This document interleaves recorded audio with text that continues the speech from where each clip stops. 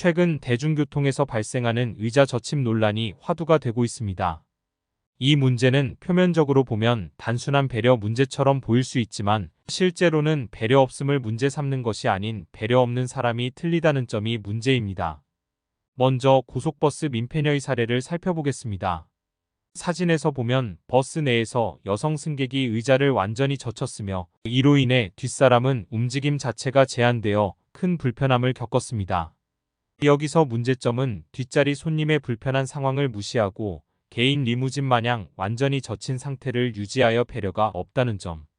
즉 원래 문제 제기한 그것이 문제입니다.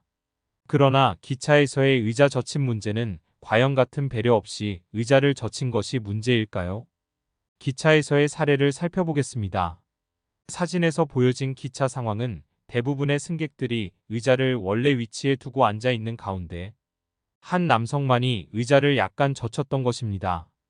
그런데 사진상으로 보여지듯이 이 남성의 의자의 젖힘 상태로 인해 뒷사람에게 실질적인 불편함을 주었다고 보기는 어렵습니다. 그저 원래 의자의 각도를 유지한 다른 승객들과 달리 조금 의자를 젖혔는데 뒷자리의 승객이 왜 다른 사람들은 그냥 가는데 너만 뒤로 젖혀서 나를 불편하게 하느냐? 라고 문제를 제기한 것입니다.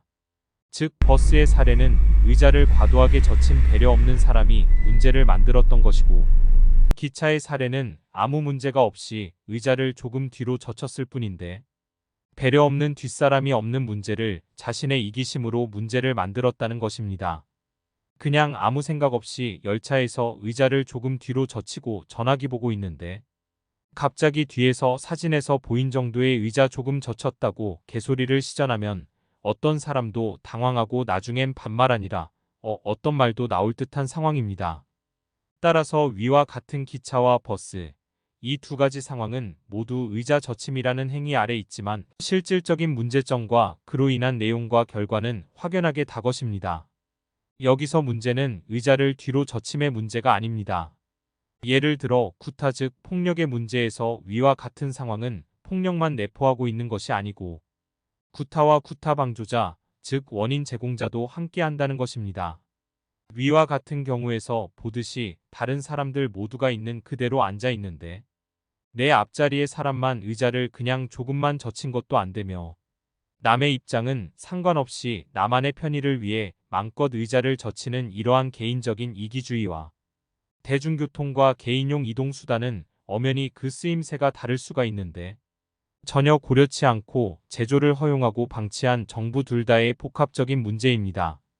대중교통 수단인 기차나 버스는 많은 사람들이 함께 이용하는 공간입니다. 의자 젖힘이라는 행위 자체가 문제가 되어서는 안 됩니다. 오히려 우리가 집중해야 할 것은 대중교통을 더욱 편안하고 공정하게 이용할 수 있는 방법입니다.